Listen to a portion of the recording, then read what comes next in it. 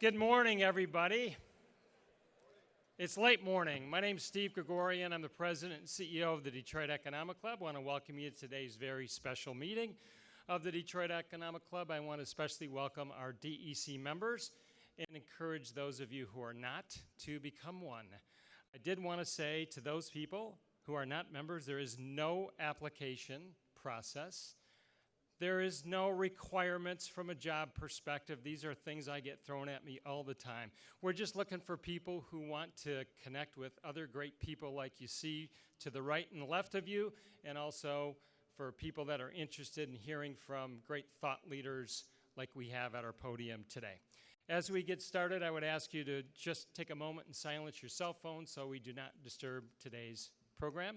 And one of the many traditions at DEC meetings is we always begin by honoring our country with the Pledge of Allegiance. So I would ask you now to stand and join me. The flag is to my right. I pledge allegiance to the flag of the United States of America and to the republic for which it stands, one nation, under God, indivisible, with liberty and justice for all. And kindly remain standing as our invocation today will be delivered by Reverend Don Wright, Pastor Emeritus, First Presbyterian Church of Dearborn. Let us pray. God, we pause, thankful we live in a free land in this time of change and crises. 24-hour news cycle provides a cacophony of voices and events. Our world and nation are immersed in issues marked by divisions and rancor. From the killing fields of the Middle East, the slaughter of innocents, the misery of millions of refugees, to global political economic turmoil from Europe to Central America, fires, floods, tornadoes, oh God, we feel immersed in pain, suffering, fear, hopelessness. Searching for meaning amid chaos, we seek hope. It is faith that offers the way to cope. From Kennedy's What We Can Do for Our Country to Reagan's Law Must Be Based on Return to Tradition and Values We Once Had, to King's Faith Adjourns Assemblies of Hopelessness, brings new light into dark chambers of pessimism. Faith is not selfies, friends are not Facebook numbers, community is not Pokemon Go. Moving from this industrial age to an info-technological age challenges the best and brightest. Today we hear from a steel-cased global leader who brought Think Phase, How We Might Be, Team 5, a buy rating to stock, and a new vision to a 115-year-old company. God, we know that you did not promise days without rain. You promised strength for each new day, comfort for tears, light for way. Strengthen now your people to work for healing, reducing anger, caring for this creation and each other. And Lord, give strength to the Staffords, awake the lions, let the wings soar, the tigers roar, the Pistons clinch the playoffs. Amen and amen. Thank you, sir. I'll amen that a couple of times, too. Thank you, Reverend Wright. Please be seated. A quick but important thank you to Detroit Public TV and Lawrence Technological University. I see Dr. Maudgill here. Thanks for partnering with us on today's live webcast. As many of you know, we love having high school and college students with us at every one of our meetings. These students they're here courtesy of our generous corporate sponsors. They had a terrific private Q&A session this morning with Jim Hackett. Let's just take a moment to see who's with us today. So we've got students from Lake Orion High School, thanks to Dana and the Barton Mallow Company. A group drove all the way down from Northwood University, thanks to Matt Blinstrub and Michigan Cat. Wayne State University, thanks to Accenture and Grace Morgan. Holy Redeemer School, thanks Andy Storm and from Eckhart. And two groups of Ford Blue Scholars, one from David Fisher Jr. and the Suburban Collection, thank you. And the second one from our speaker himself, Jim Hackett and the Ford Motor Company. So how about joining me in a round of applause to welcome our students and thank their generous sponsors. Normally I say scattered about your tables are a couple of pieces of paper I want to draw your attention to, but we don't have tables, but you'll see them out at lunch. A couple things, our season lineup. Next week, April 15th and 16th, professional development seminars under the umbrella of Leadership Accountability, and there are just a few tickets left. Let me just explain. They're part of a series of Leadership Accountability breakfast seminars delivered by the talent experts at Lehigh Harrison, thanks to DEC board member Meredith Krupik right down here in front. Not only does this give you a chance to sharpen your professional skills, but a great way to pump up your DEC member network as well. If you're in a position at your company where you're responsible for developing your leaders, I urge you to take a look at these seminars. They're really, really terrific. April 17th, if you're a young leader, we're privileged that Congresswoman Debbie Dingell will be hosting us at U of M Dearborn. And then May 2nd, if you're a big golf fan like I am, I invite you to spend a late afternoon with PGA Tour Commissioner Jay Monahan. That'll be at the Detroit Golf Club.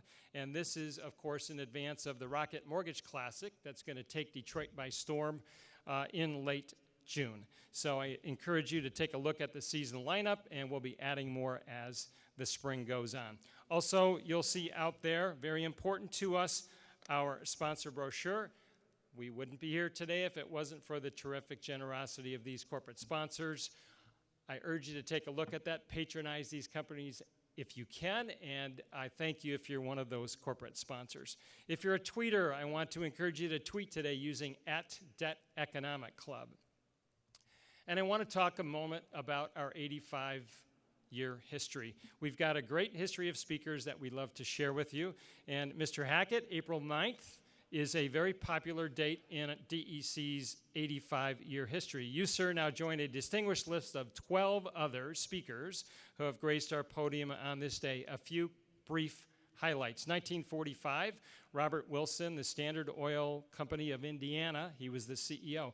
1973, Charles Hoffman, the American Medical Association CEO.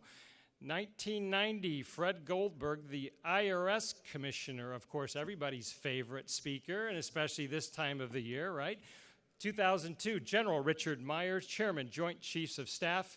And if you're a Red Wing fan like I am, 2013, we had Ken Holland and then head coach Mike Babcock with us on April the 9th. So these people traveled to Detroit to speak to the DEC, and today we're pleased to add you, Jim Hackett, as our 13th speaker on this day in our 85-year history.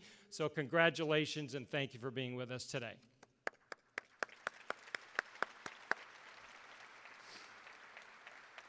And one of the more popular elements of DEC meetings is we want to hear from you. So there's instructions up on the tall screens on how to submit questions. And Jim Hackett said he'll take on your toughest and grittiest questions. So go ahead and follow those instructions and get us some questions for the final 15 minutes. And those questions will make their way now to a presiding officer who I'm about to put to work. David Fisher Jr. is president and COO of the Suburban Collection. He is a DEC board member, a great friend of the DEC, and a great supporter of many, many things in our community. I wanted you to also know he recently became the presenting sponsor of the Detroit Economic Club's Career Readiness Academy High School Mentorship Program, and for that we say thank you. So ladies and gentlemen, please welcome and thank David Fisher Jr.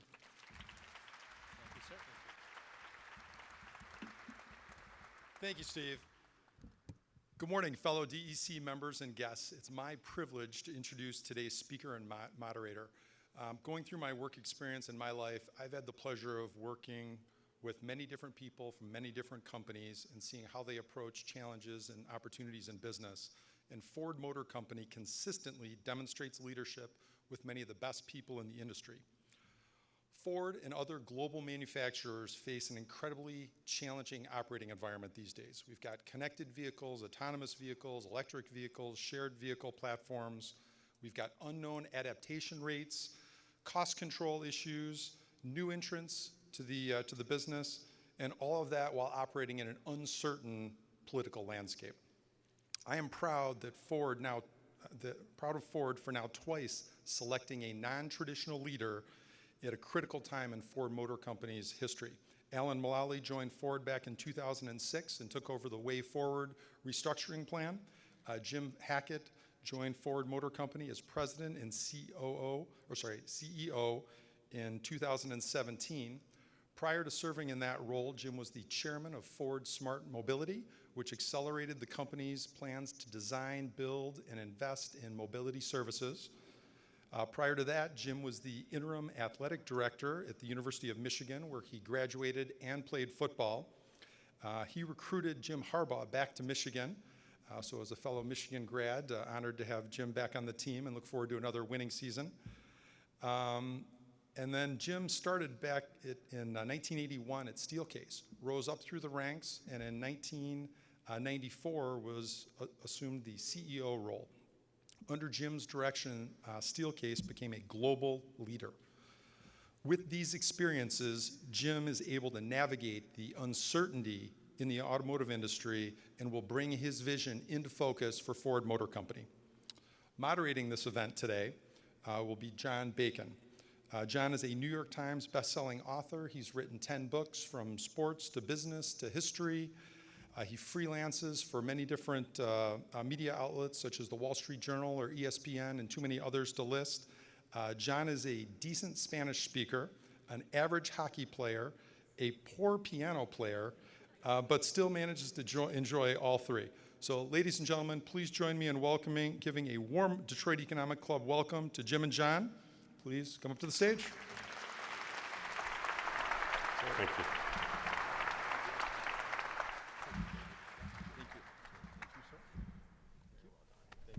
I'll go here, John. John, please take it away, sir. All right, thank you. Hi, everybody. Nice crowd, no surprise. Yeah, thank you. Got a lot of ground to cover, not too much time, but we're going to start out with Jim's surprisingly glorious past. You know, of course, him as the CEO of Steelcase as well as now Ford Motor Company, but I met Jim back in '96 when he was at Steelcase, but I met him, of course, through Bo Schembechler, his old coach. I was doing an article with Bo for the Detroit News back in '96, and I traveled around with Bo for a week. He actually let me do this, which is quite shocking because Bo is not known for loving sports writers very much. So that was a great opportunity. We're in Grand Rapids, of course. We're meeting Jim, and Bo, to Jim's face, did not give him one compliment. You're late, Hackett, you're late. He was not late, I swear to God. On the way back, 2 hours to Ann Arbor, he spent the whole time gushing about Jim Hackett and how Jim was a demonstration team center on the team in '76 and '77, which means you're third string, and your job is to go against the first string all day long, Monday, Tuesday, Wednesday, Thursday, all Americans in those days. Very tough assignment, and Jim was the guy who kept the whole demonstration team together, saying we've got to keep working hard. It's a demoralizing job oftentimes, and Bo loved him from that. Loved him so much that when Hackett once interrupted a staff meeting that Bo was conducting before a game that weekend, and no one interrupts a staff meeting with Bo before a game. If your boss, Don Canham, the AD, calls, you are to take a message. Lynn Cook knows this. Mary Passing knows this. If his boss, the president of the university, calls, you are to take a message, your boss's boss. If the president of the United States calls, President Ford, and Bo is very close to President Ford, I know you were as well, yeah. You are to take a message. And I did what you're doing right now. I looked up and said, that cannot be true. I said, Bacon, it was not my job to talk to the leader of the free world. It was my job to beat Purdue. That is a focused individual right there. However, if one of his players comes down, third team demonstration center, comes down with a personal problem without an appointment, you are not to ask him what it is. If it's personal, he won't tell you. You're not asking him to come back tomorrow. If he couldn't sleep last night, he's not going to come back tomorrow. You are to get me out of that meeting without any delay whatsoever, and I'll talk to that guy for as long as he wants to talk, and that's the chapter we have in the book, Bo's Lasting Lessons on Jim Hackett. So in Bo's world, you have my boss, the boss's boss, the leader of the free world, and third string center Jim Hackett. That is how his priorities went. By the way, that quick stop in Grand Rapids when I was much older, yes. I told him about my firstborn son, how big he was, and he, without hesitating, he said, I hope to God his mother can run. And that's a compliment yeah. from Bo, by the way. So put that in your back pocket and don't ask for more. Yeah. Classic. Bo loved Jim, and John Wangler, the quarterback back in '79 and '80, was a freshman on the team when he was a senior. He said, my view of a Michigan man was established by Jim Hackett, who was our center on the third string, and how he knocked himself out every day without complaint, rallied all of us as a fifth-year senior. And it harkens back to my mom's line, as I heard many times, your character is what you do when you think no one's watching. And that's obviously an important notion. Before we get all the high and mighty of Ford, without that, I don't think you'd be here. Oh, thank you, John. I didn't ask him to come to talk to you like that, but thank you. That was very nice. So what'd you learn from Bo, and how much of that applies now? Well, it's very central. In fact, last week, I do something that I do every other week, is write an article to the company. I call it the huddle. It's the idea of you're gathered. I talk to our folks in Asia and Europe and say, think of any sports team, how you communicate as a team. It's egalitarian, you're working together. And I wrote about integrity. And Bo, John's book, which covers this in great detail with great treatment, because you can't put it down. His father is in the fire department, and there's a civil service exam that his dad, and others are taking to get a promotion. And it turns out that somebody got the answers to the tests, and his father decided not to cheat, and he doesn't get the promotion. So at the dinner table, Bo asks him, well, why didn't you just, more money for the family? And Bo, without missing a beat, says, his father says, who wants to win by cheating? So I want to tell you, that's the head of the Michigan football program when I'm an 18-year-old. And then later I meet a gentleman, Bob Pugh at Steelcase, and Gerald Ford. And these men would talk about the pressure you're under to perform. And Bob Pugh framed it this way to me, that leadership is about trust. You won't have the trust if people don't think you have integrity. So they can be pissed off the way you treat them. They can say they disagree with you, but if they question the integrity, you're nowhere. And boy, I learned that from Coach Schembeckler at a very early age, which it influenced because the assistants, John, correct me with, is it 20 years of Bo and then 20 years of his offspring kind of coaching? That's pretty much. So 40 years in the program, they were all raised the way I was. And here I get to tell the Detroit Economic Club in Southeast Michigan that this virtue works in business too. From 77, when he graduates, he signs on with Procter & Gamble in Cincinnati, and then moves in 81 to Grand Rapids to work for Steelcase Furniture. At age 39, he becomes the CEO of Steelcase, one of the youngest CEOs of a Fortune 500 company in the nation at that time, and held that job, I think, more incredibly for 20 years. CEOs tend not to last 20 years, we know, at that level of the game. But you figured out at Steelcase, you weren't merely selling chairs, you were selling design. That's right, and I almost got, I don't want to say fired, but there were, in those 20 years, there's moments, intersections, where I and the board are evaluating, are we on track? And the way I explain what they faced is if you go back with me in history, those that are my age, and remember the first IBM PCs, they were these big boxes that sat on top of a processor. They weighed over 50 pounds. The desk weighed 300 pounds. So 1 pound of computing for 6 pounds of desking was a reason for Steelcase. And by the way, your phone was there too. You couldn't call anybody if you didn't go to your office phone. We had a certain demand curve. I said to myself, what if the weight of the computer drops? It goes half, and you have to keep the same ratio. So I gave a speech in a factory, 1,000 people at Steelcase. I go, what if that computer becomes 1 pound? I don't know how much the iPhone weighs, but it's ounces. And my desk is going to weigh 6 pounds. I go, it's going away. And I had open policy with the plant. The guy raised his hand and goes, what are you going to do about that? And what he meant was, don't let the computer get smaller. And so that's the way I think about the auto industry, is that these are what we call core rules underneath the competition that are moving on you that you take for granted, that makes you feel like certain demand. So here's an example in the auto industry. When you approach a traffic light, it's red, yellow, green. You've been taught, trained, tested for how you approach that. In the future, we're teaching the robot to learn the colors. I went in and said, why did it have to know the colors? Why are we teaching it that? It can just navigate by communicating the other vehicles, probably not stop. In fact, we could have faster intersection behavior. Now, I'm not bragging that that's the big idea. What I'm trying to get across is that design thinking that John just hinted about is not a romantic, hard to understand thing. It's in modern times, it became a platform for unpacking the way things are and the assumptions behind them. And what humans care about in that, that's really important. And then the optimism is, can you make it better? Can you actually get rid of weight, cost, speed? Can you do all these things so that the car doesn't have to stop? Good stuff. At Steelcase, by the way, back to President Ford, he gave me a great quote, a few great quotes. One of them was, when you get to the Oval Office, you quickly discover that none of the easy problems get to your desk. If you're any good as a leader, of course, those are all handled by somebody else along the way. All you get in the Oval Office are the hard ones. All you get at Steelcase, I'm sure, as the CEO, through some tough times occasionally, were hard questions. What did you learn about leadership from doing it that you might not have guessed going in? Well, you got to love paradox, because paradox and problems sound like the same thing, but they're not, in that a paradox means there are two truths that compete. And so you can go either way.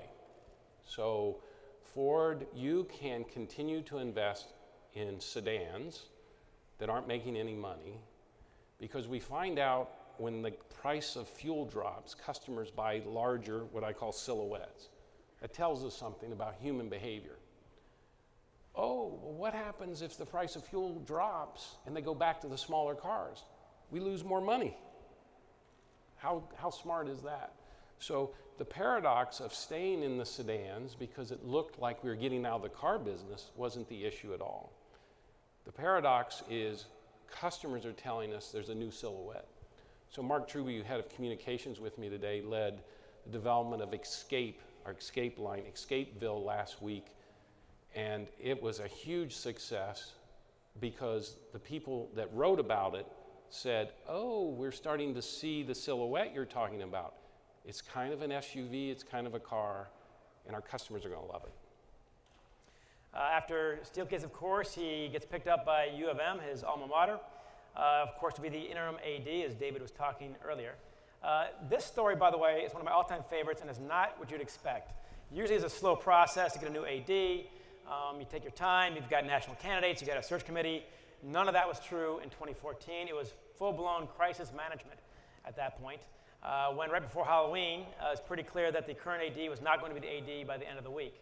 So President Mark Schlissel calls up Jim Hackett at his home on a lake near Grand Rapids and asks him if he would be interested to be interim AD. This is actually a horrible offer because you're going from about a tenth at least of what you're making as a CEO of Steelcase. It's much less money, but a lot more headaches. What do you think? It's a poor pitch. So Jim said, I need to talk to my wife, Kathy, first. That's very wise, by the way. I've been married 5 years, 43 in his case, 5 in my case. 5 years undefeated, that's my record. And he asked his wife, and he goes, well, what do you want it? And he said, I'm not sure. So he called a friend of his who is a hotshot headhunter, so hotshot that his job is to fill the cabinet positions oftentimes in DC when the presidents change. That's an even harder sell. You're at Citibank, Citigroup, you're making millions. Here's $250,000 to get criticized on Sunday by people you don't even know.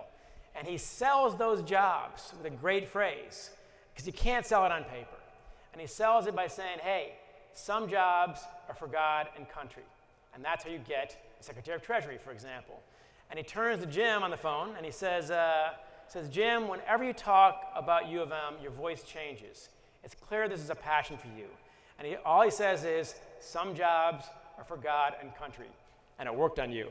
It did, and it was a 60-day job that turned into 18 months, John. And people would say, are you going to stay? Jim Harbaugh asked me if I was going to stay, but there were better people to be in that job.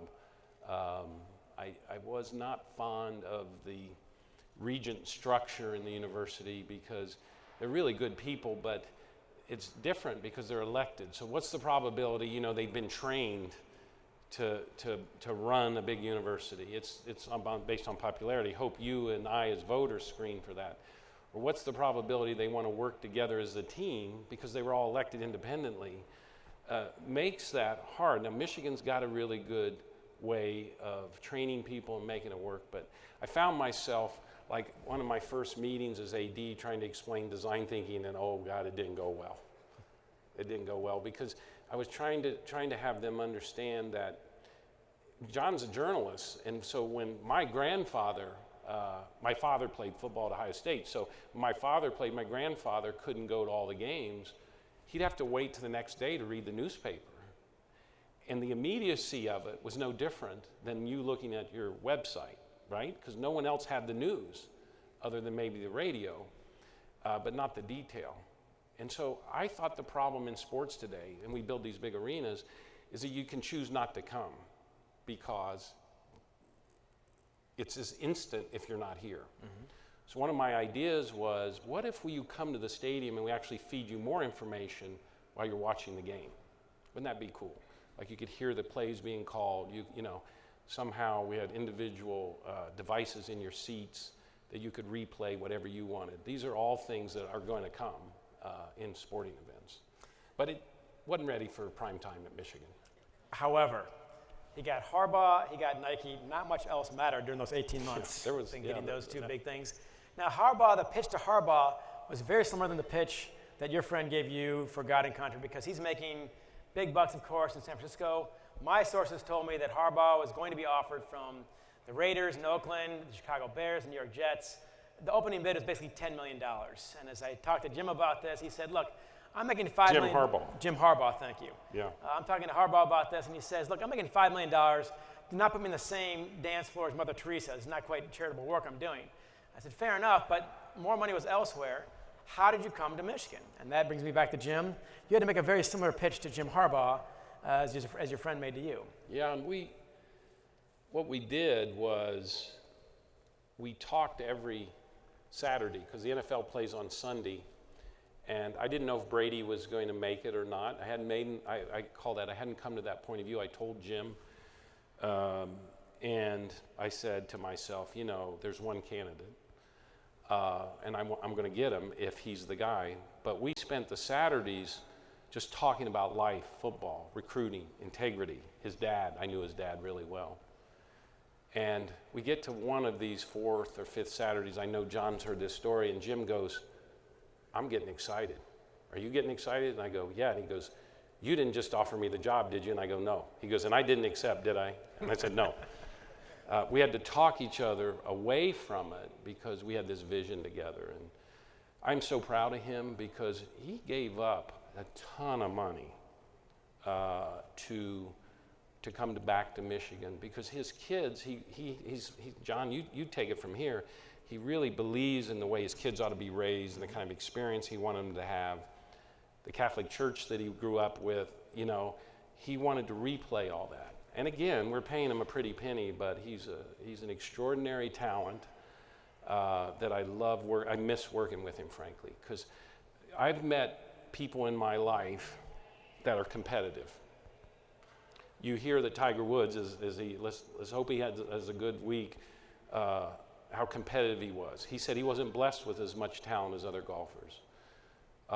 We talk about Coach Schembechler, who would say, I'd outwork everybody. Mm-hmm. In Jim's case, I've never met a more competitive guy who wants to win in the right way and is so thoughtful about it. So when you guys watch him, I think you judge him with the press and all that, and you think, God, he's just idiosyncratic. He's just intensely thinking, where am I going to spend my time today? You know, and is this a good use of my time? Mm-hmm. By the way, shameless plug. Book on that comes out this fall. Makes a great gift.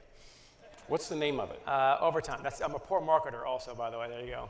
Overtime, Jim Harbaugh and the Michigan Wolverines at the crossroads of college football, which addresses these themes.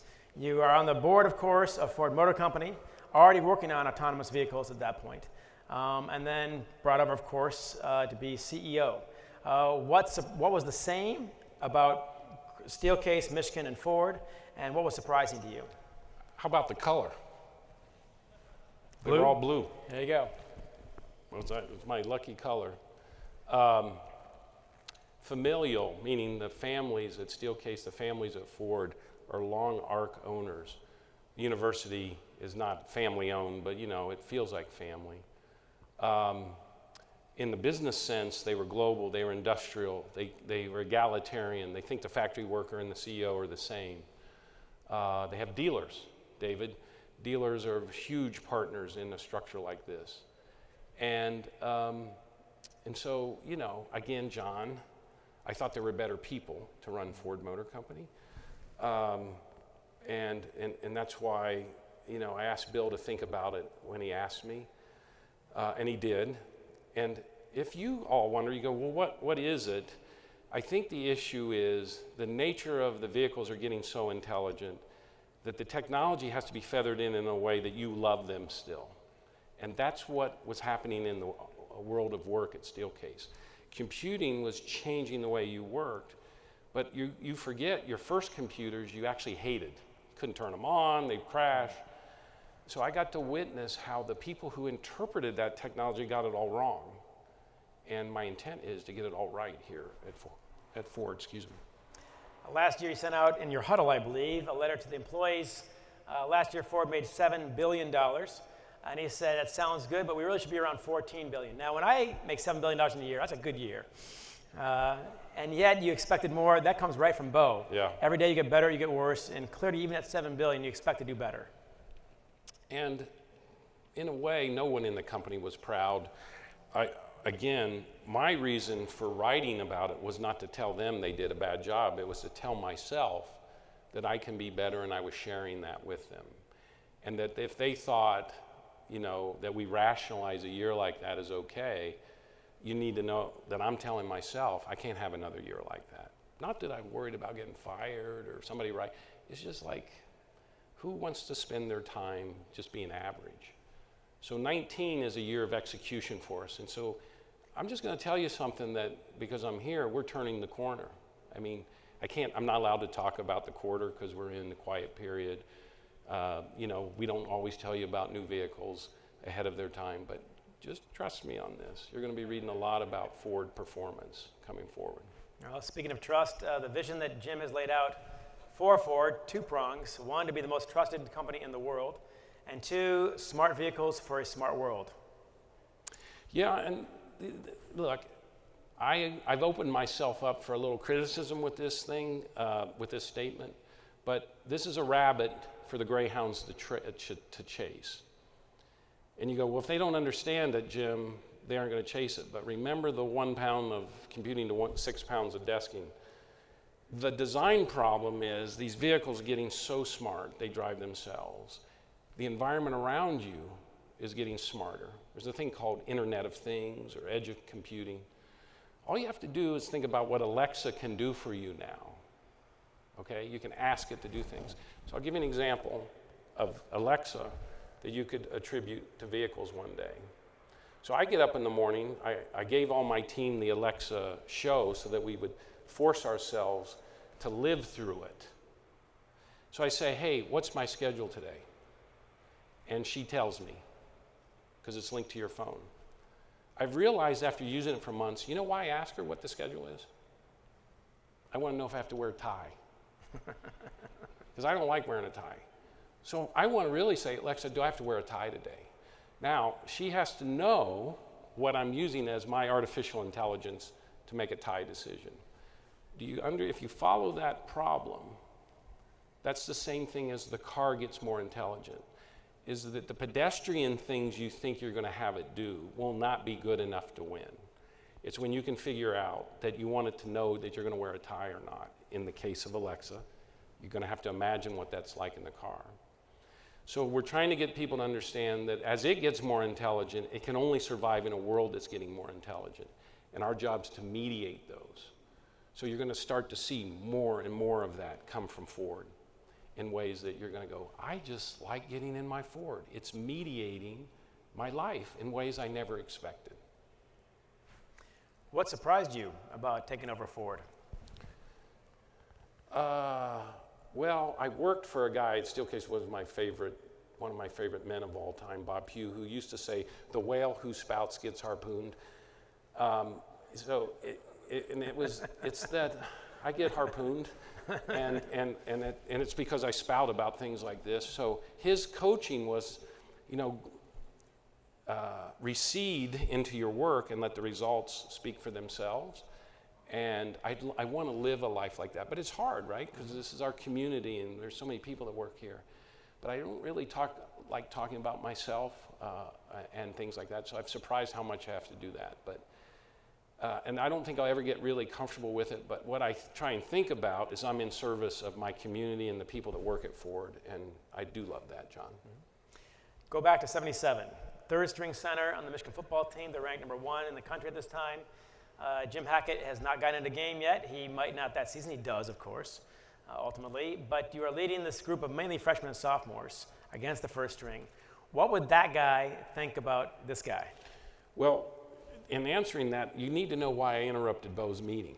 Ha! I interrupted him because I thought I should be playing more. And I waited till my last year to ask him, which really wasn't that smart. And I never had missed a practice in 4 years. Now you'd think, well, if you're not starting, but I actually had a big job going against the talent. So I'm sitting because I like it because I have 2 artificial hips. So, and that's from being a center, that didn't really take a down off in practice in 4 years. And the whole discussion with him was about how when you have this drive to compete and you're not realizing what you think is a reward, how there is a reward. And I could get really emotional telling you that story because it drives me today. Which at the essence of it is a man that as I was taking the Steelcase job, I was reluctant, and he said, "Are you worried about failing?" And I said, "No, I don't know if I want the lifestyle, I don't want the visibility." And he said, "Let me ask you something. When you were born, did your mother say, 'I'm only going to love you if you become CEO'?" And I, of course not. And he said, "So your value isn't determined by what you do, it's who you are." And that's 77 to now. I'm the same guy. I'm the same guy that's at the bench, that's running Ford Motor Company. And maybe in a folded way, it's helped me understand everybody's job at Ford because I understand what it's like to be in that level in the organization. Along those lines, if I can do this without making Jim get too choked up, because it is an emotional story. When I tell it, I get choked up. That's how emotional it is. When Bo comes out of that office, out of that meeting room, which again, President Ford can't get that guy out, to talk to Jim. He knows that Jim is not a complainer, and Jim spills his guts the way he just described that, hey, I've been knocking myself out. Bo had moved him from linebacker where he wasn't fast enough to center where he wasn't as big as the other guys. He's behind All-Americans in both places, of course. Without complaint, never missed a single practice the entire time, and as Bo explained to him, never took a single play off. And what that means in football terms is you went hard every single time against the guy you're going against. And as Bo explained to him, the guy you're going against is the nose guard for the defense. He's an All-American, of course. He's an All-American because Jim Hackett sees him more in practice every day than the rest of the Big Ten combined. He has more plays with you per week than he's got against Purdue or Michigan State or Illinois. And you have pushed him to be an All-American nose guard. And that is one reason why we're the #1 team in the country right now. So I can't tell you what to do, Jim, but I can tell you, don't think for a second that what you've done already is not acknowledged, appreciated, and respected by all the coaches, and the seniors too also all get it. They all get what you're doing. And when Jim described this to me 20 years ago, and he's in the car giving me an hour interview on the way to Steelcase, I'm sure, he said, when I walked back to my apartment, it occurred to me, he didn't say that I was bigger than I was. He didn't say I was faster than I was. He didn't say, just hang in there, you might get in this weekend, because who knows. He said that what I was already doing was acknowledged and respected, and who I was as a human being mattered to this coach. And from that point forward, I never again had a question why I'm coaching for this guy at this program at this school. And that's why he knocked himself out as a senior and impressed so many guys. When nobody was watching, Jim Hackett was impressing the hell out of the guys who ended up in the NFL. Thank you, John. That's it. We're not.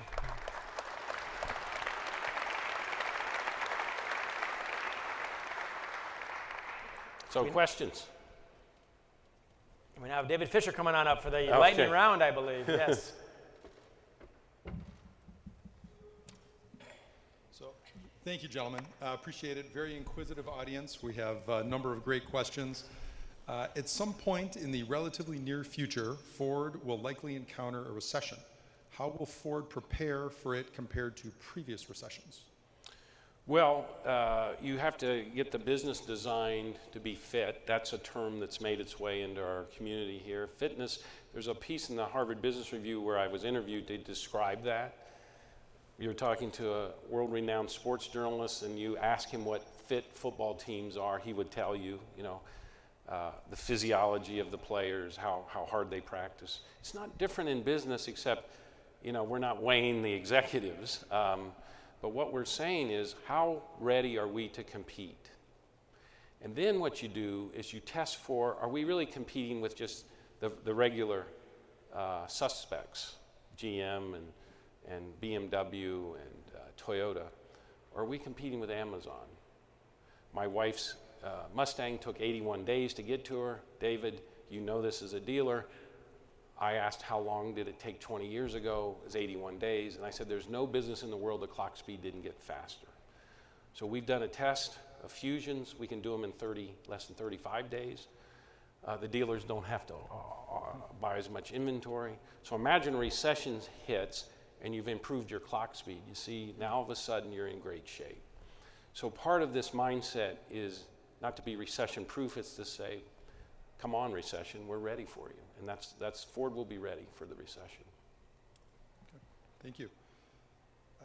Now that Ford has over 3 million active vehicles with modems, how is Ford monetizing the cost to reduce? How is Ford reducing company costs in areas of warranty, customer service, and non-automotive revenue streams? Yeah, so that's a story to be told that's building. The Polar event, we had the Polar Vortex. We can see how many people remote started their car. So we have less vehicles connected, that won't be for long, than our competitors. So for every 1.6 vehicle that we had connected, one person started their car remotely. Our competitor, which we can find, for every 6 vehicles they had connected, they had one person connect.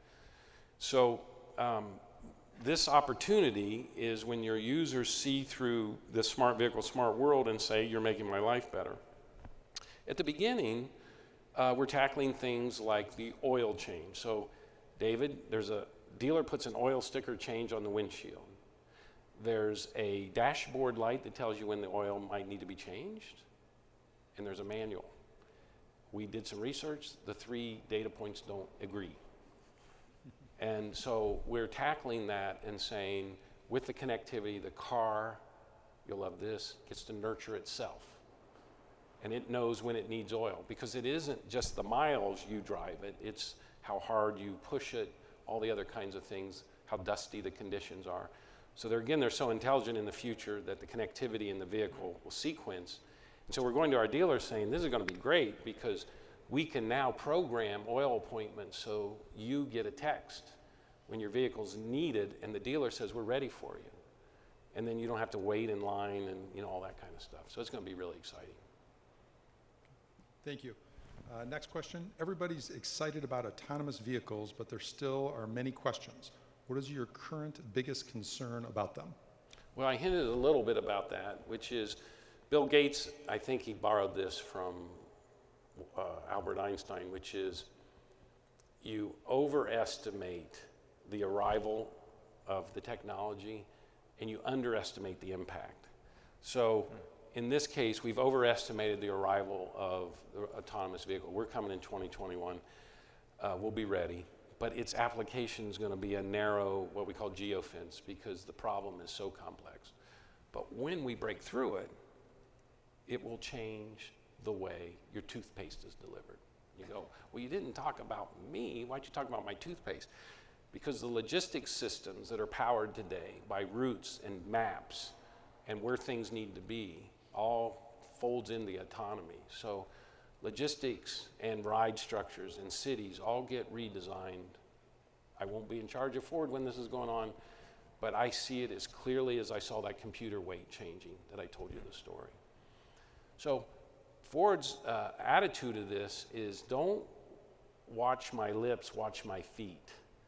And the work we're doing with our feet is really extraordinary. We built a team in Pittsburgh that are artificial intelligence experts.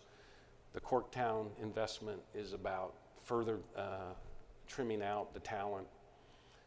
We're building a bespoke vehicle. Bespoke means only for the robotic interactions. And when we bring that thing to market, it's going to be really powerful. And there's probably other alliance partners that we haven't announced yet that'll make it more certain that we don't take on all the risk ourselves financially. Thank you. What are your thoughts about auto tariffs and the impact they will have on Ford? I gave this talk at Bloomberg, which is when I've been a CEO now for 23 years, and we never talked about tariffs in those 23 years. We had trade things, but it never really entered into the discussions in my management team. So this is a very current thing. And what I realize is that what you crave in trade is equilibrium. So you don't think of it in terms of, I'm going to have to pay more for this or less for that. You just can't stand it if you build your footprint and it's always changing. So my exaltations to our government is you got to get us back to equilibrium. So I think the president's worked really hard at keeping the equilibrium now while he's trying to negotiate a fair exit. It's also my belief that they needed, the trade needed to be modernized. The design of it had not fallen in line with the way the world really has evolved. And it was one-sided. And so I think that Ford builds more vehicles for its customers in the United States by workers in the United States than any other manufacturer, almost 80%. And we like that advantage, and this rewards that. So I think there's a other side to this year that will be the new equilibrium. Would you talk a little bit about your communication style as a leader and how important it is to be open with your staff about what's going on? I'm smiling at John because one of my team members at Steelcase said, do centers just come straight out? And I go, yeah. I'm just kind of straight. I just come out and say what I feel. I have tremendous respect for others, and they know more than me. My head of communication is a journalist, had an extraordinary career here in Detroit. And so he knows that better than I do. But what I'm talking to him all the time about is, do they get the story of who we're going to become? And we've worked really well together since we've known each other, and you're going to see that start to find its way in the press. I had nothing to do with it. Mark is the one who's engineered the whole thing. So I like that kind of interaction with the people I work with. Respect their brilliance and their talents, and you help drive trying to be better, and you lay back in their arms, and they're going to make you really successful. I want to add to that if I can.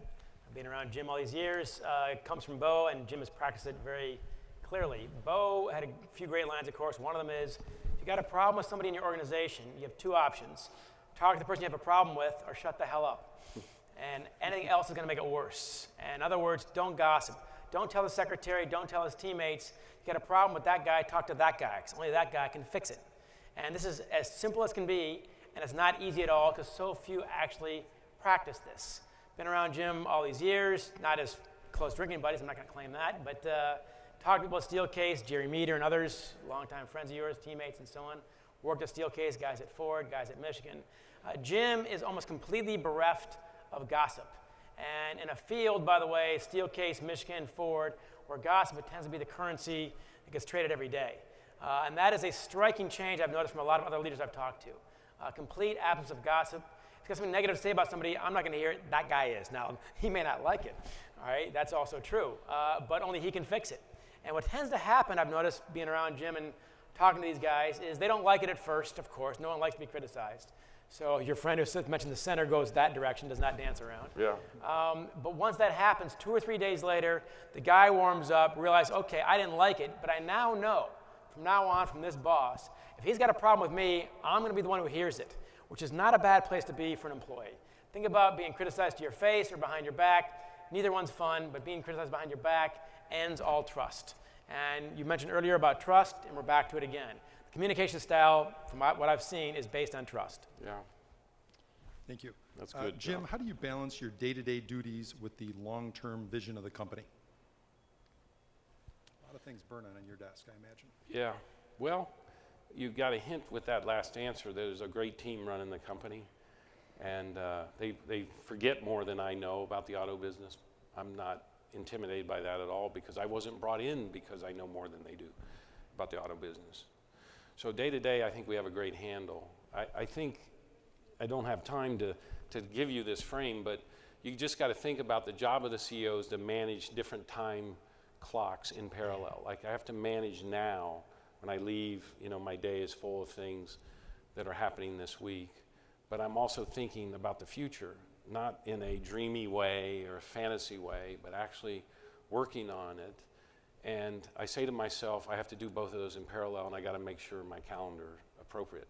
So I'm just reading about Steve Ballmer was on CBS this week, and he's keeping. Remember, Steve ran Microsoft, and he's now the Clippers owner, worth $43 billion.